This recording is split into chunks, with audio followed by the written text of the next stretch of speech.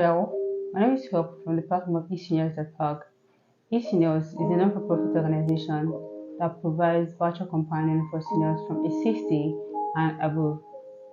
Virtual companion is basically designed to provide emotional support for seniors who feel lonely and isolated from their communities. And this is done remotely through the usage of video chat technology. So today, I want to specially welcome you all to today's book reading section.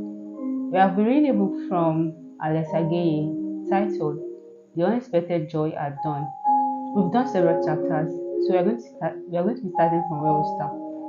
Listen as I read.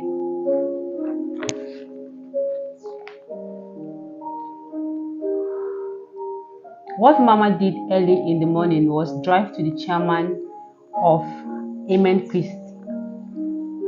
Tom Monday was there too.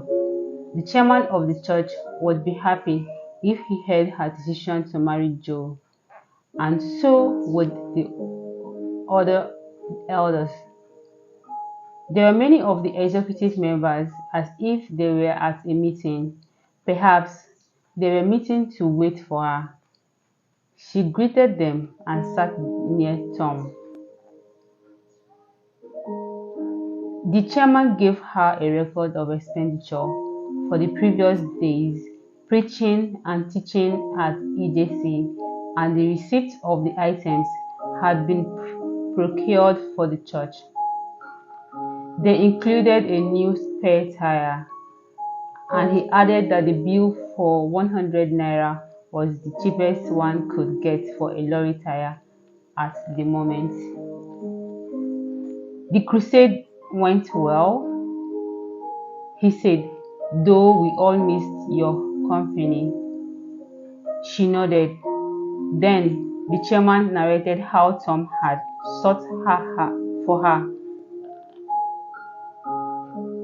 He had come to join the church, which was the first reason for his coming. The second reason was that he wanted to see her personally, too.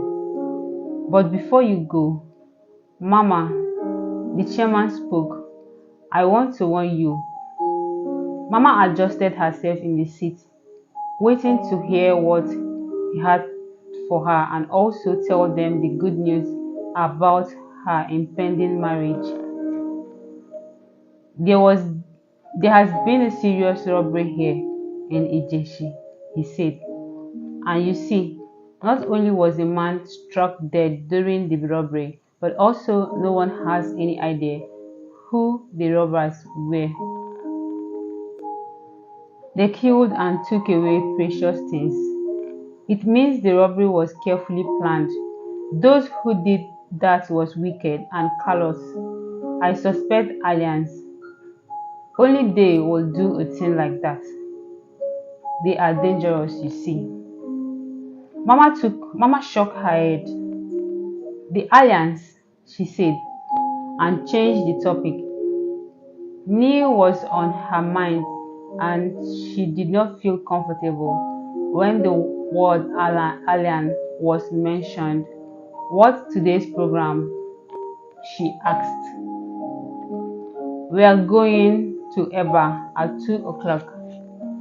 Something in Mama's pulse demanded attention from those gathered in the room. The old man swallowed what he had wanted to say. He and the rest listening to Mama recount her experiences in her travel. She also talked about her marriage. You mean he's not one of us? The chairman asked. Tom Monday closed his eyes, but the church elder spoke first. Alone, he shouted and turned full circle, hitting his left palm with his clenched fist. If I will be permitted to advise you, I will say that distance and tribe counts. Mama was already impatient. Why do you preach about oneness of the tribes, nation, people, races? I know that we do, he replied, but I'm an elderly man and know a few things you need to learn." He paused and gestured with his right hand for emphasis. "You're an elder, and you shouldn't consider whatever you do as a private matter as such, you see." The old man turned to Tom. "As I said, your marriage is a matter that should consider the church, and the elders want to discuss it. You see, it will involve the church," he said. "Nothing you say will alter my stand," she said. "Let me warn you, your decision could create a rift in our church, and if you cause trouble, I will throw my whole weight against you." The old man, aware of Mama's position in the church, was, however, cautious. In the church, the pastor had relied on the generosity. She had financed the development of the church building, and the church continued to rely on her assistance.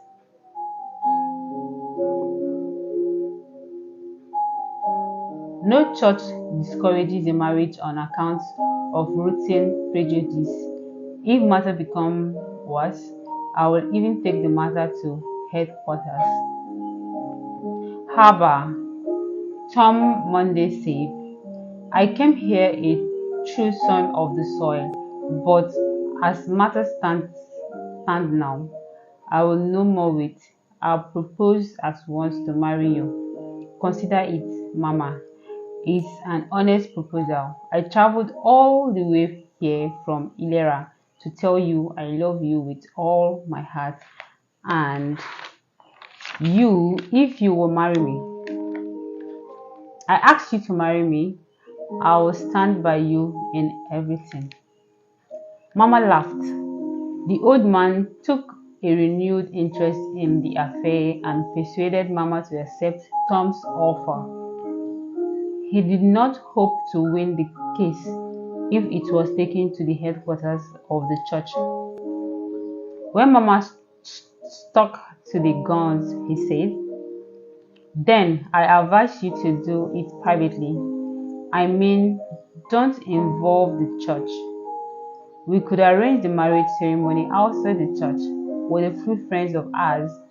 An elder could be assigned to represent the church at the ceremony. My marriage will involve everyone in the church and in the company." "Oh, then you will not drag me into it. Please, don't push this fail through my throat.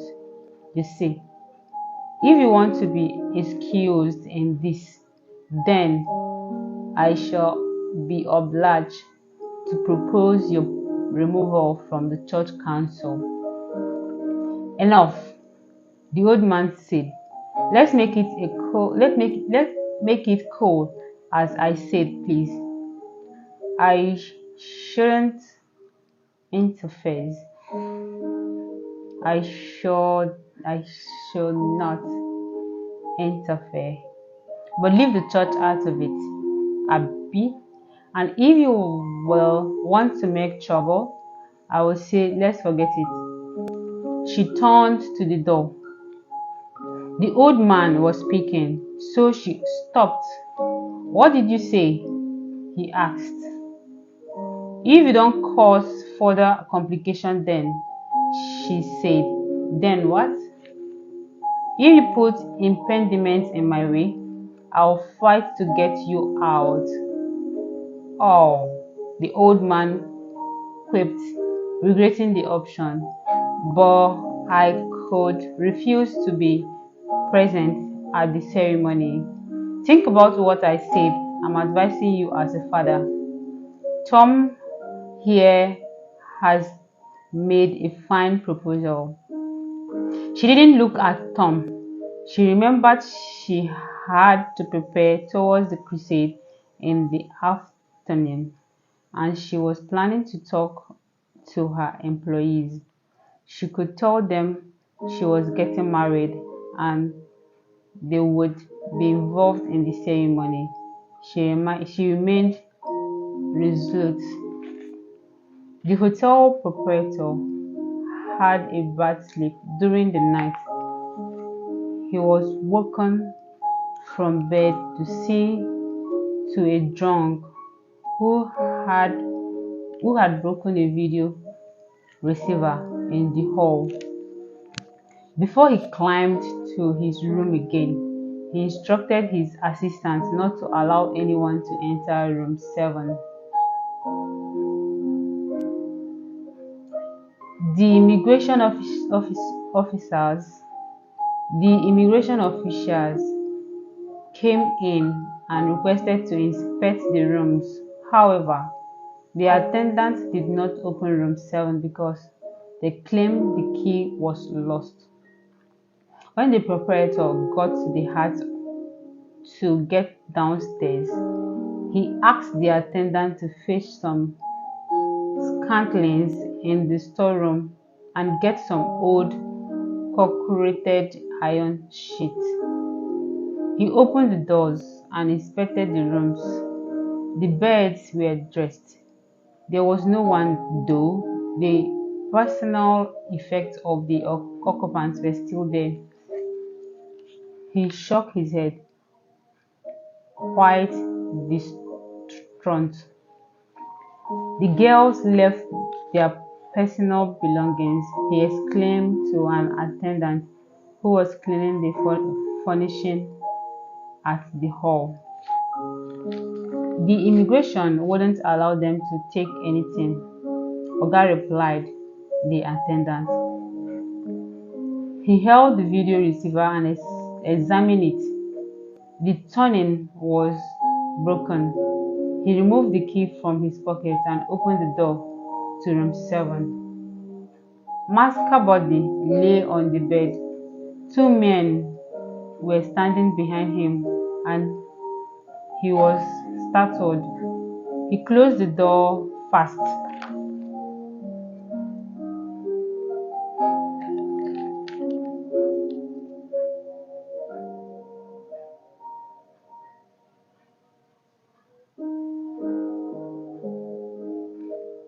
What now? He asked.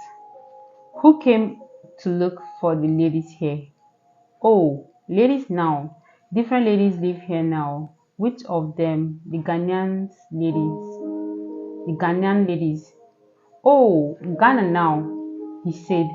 Walking to the hall once more, he asked an attendant to get him a bottle of schnapps for the hotel bar. Neil and his colleagues followed him to the hall. The attendant brought the drink and the proprietor broke the seal, filled a glass and drank it off. He watched the door of the hall thoughtfully. Those ladies you're looking for were taken away by the immigration. He coughed. He filled the glass again and drained it off at one go. You didn't meet the immigration officials on the way? The proprietor asked. No. Many of them, they were all being taken away. The proprietor followed him as they were leaving the hall. When he was sure they were gone, he joined the attendants on the compound. He had in his pocket some old nails. Come, come, he said, summoning them to the garage. There, he asked them to prepare a coffin. They devoted the scarflings. They finished in no time.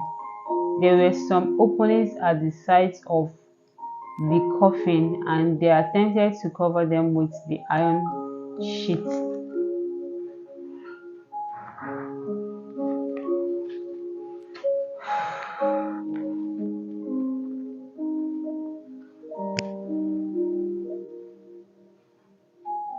The coffin was not compact. They removed the body from the room, lowered it into the coffin, and placed an iron sheet on top of it. Part of the body could be seen through the narrow parallel openings at the sides. Four attendants hugged it into the waiting tippers, struck truck, tripper truck, and covered it with a tarpaulin. They drove the truck outside. The proprietor walked out and closed the main hotel door. He jumped into the front seat of the vehicle. One of the attendants drove the truck down the road. After 10 minutes drive, they turned on a diversion road to the left. It was bumpy and weedy. After 5 more minutes, they stopped by an old refuse dump site.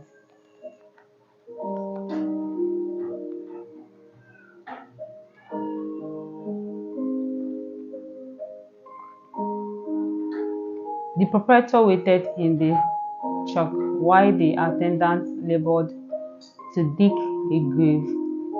They managed a shallow one into which they lowered the coffin, heaped the soil and some leaves over it, and left. Who is Maza? Aaron wanted to know. Last night you mentioned the name in your sleep. Me? Asked Neil. That's too bad. You called her name twice. Neil shook his head. He told them the story of his relationship with Maza and how she died. He told his friends the effect of the striking similarity of the two names, Maza and Maska, on him. He told Aaron and the others that he had been living under constant fear. He told them that he suspected Maska had taken her own life and gave them his reasons. Maska, he said, had been nursing some fear, the fear of a hopeless future.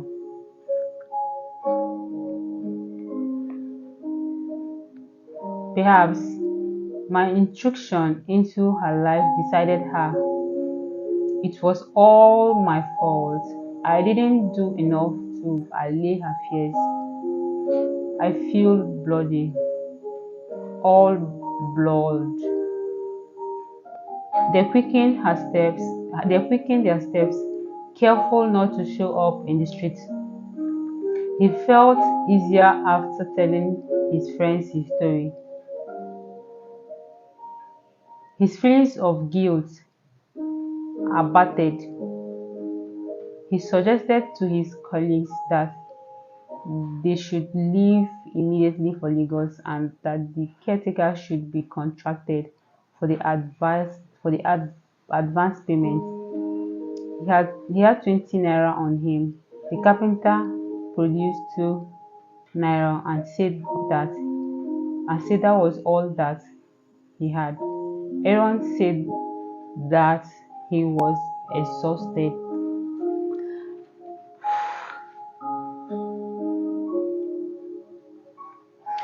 Have you any new ideas? Asked Aaron. Neil felt blank but desperate. As they got to Miliki, they saw the caretaker sitting on a sofa. He had brought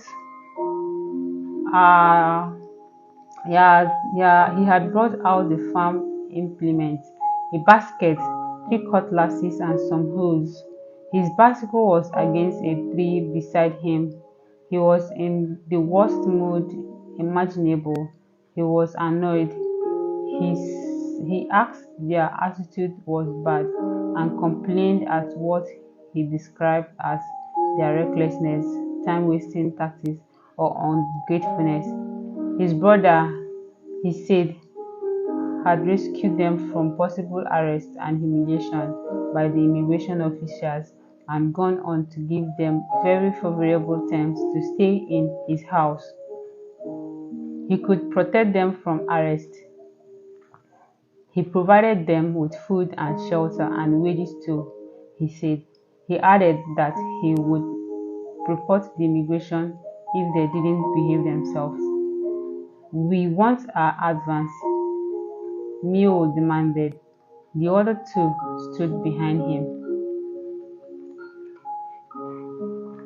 "You should remember that one of the conditions for your stay here is that you're to be of good behavior. You undertook to work very hard," he warned. He turned towards the room. Neil held him by the shoulders.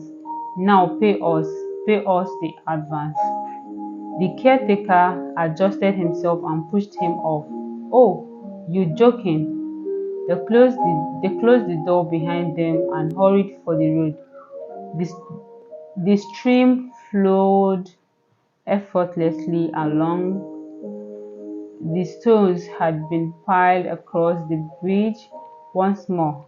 After a few careful jumps, they crossed it.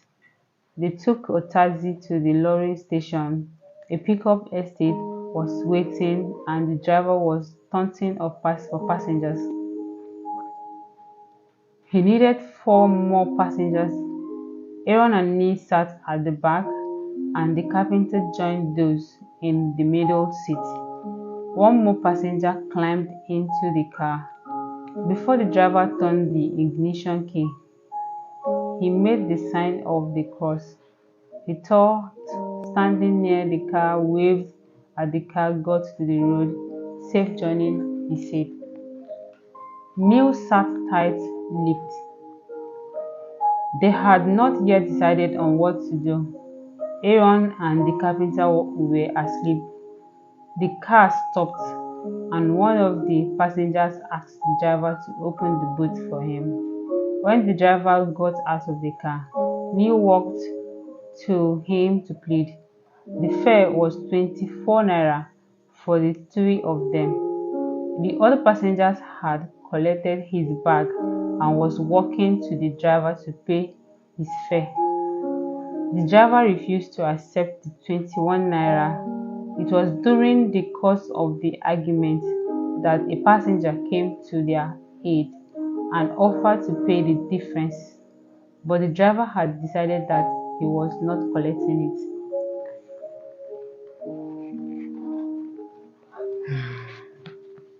Neil limped to the young man. "Hi," he asked. "Thanks a lot." The benevolent passenger raised a clenched fist. He tried to move his 3 bags out of the way. "Where to?" Aaron asked. Taking one of the bags, Neil held another, while the carpenter helped the young man with the third. I'm staying overnight in Lagos. I leave for home tomorrow." "That's great," said Aaron. "We are not decided on where to go yet." "Then better decide quickly. I presume you are Ghanaians." "Yes, we are," said Aaron. "Our people are all going to the border. That's what I read in the papers." The young man said, "If you don't mind living in the slum conditions, you may join me. There is very poor sanitation over there and scarcely any water too." "Never mind," said Neil.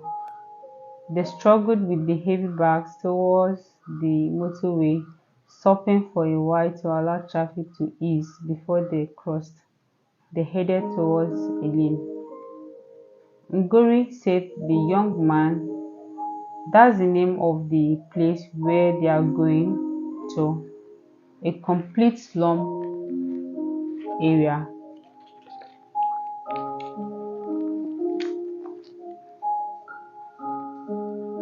"Why are all these people on the road carrying bags, mattresses, and all such stuff?" asked the carpenter. The young man stopped and looked at him. Why, were you staying in the village, brother? So you haven't heard about the iron laws and 10 days ultimatum? Those people are traveling to their countries. He smiled. I'm Kapo. You may call me Keke. The carpenter also introduced himself. So did the other two. Very tired, Keke said, you shouldn't fear, brothers. Feel free. There are many things you will soon learn here. First, you're going to climb onto the dampo. 10 kobos. 10 kobos per trip. They don't stop until at the very last stop. Of course, they slow down at the designated stop on the way. You only have to jump onto one, even when it's full. The lorries here can carry the huge Nigerian population at one go. The buses are always full, so never hope for an empty one. You could swing at the side. They all laughed. The Ablake will call the name of the suburbs along the way. When you get to your destination, just walk to the door and jump. Keke was blunt, but the statement alarmed his colleagues.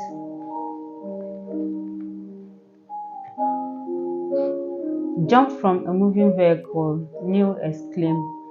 We've got to jump. There's no stopping. So psych yourself up.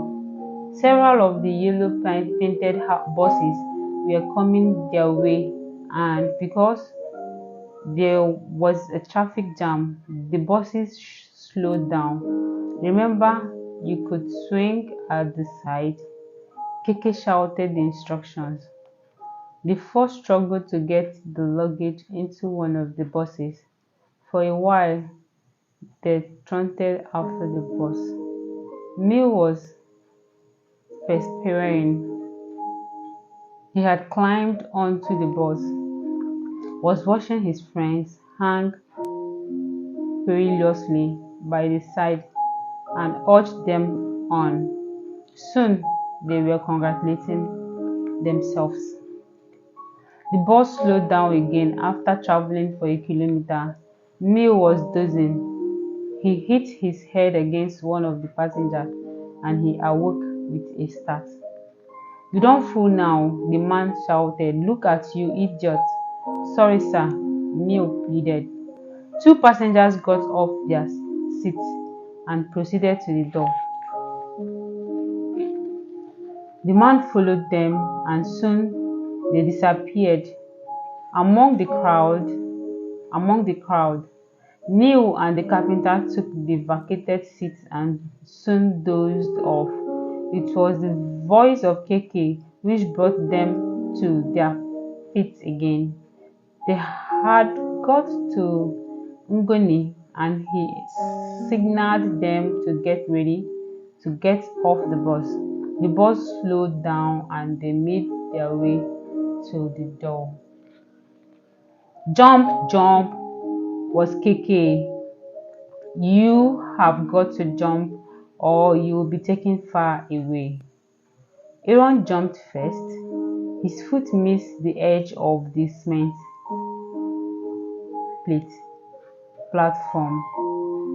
But by the side of the road, he stumbled for a few meters and steadied.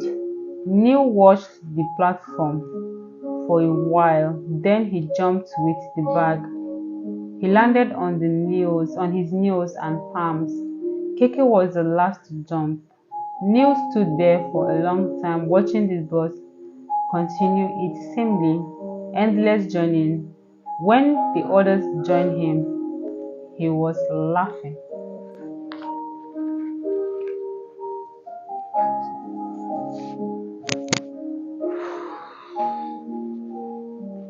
The secretary of Amen Christi Church was asleep when Mama arrived at his house because Amen Christi was holding a teaching prayer crusade at Eba.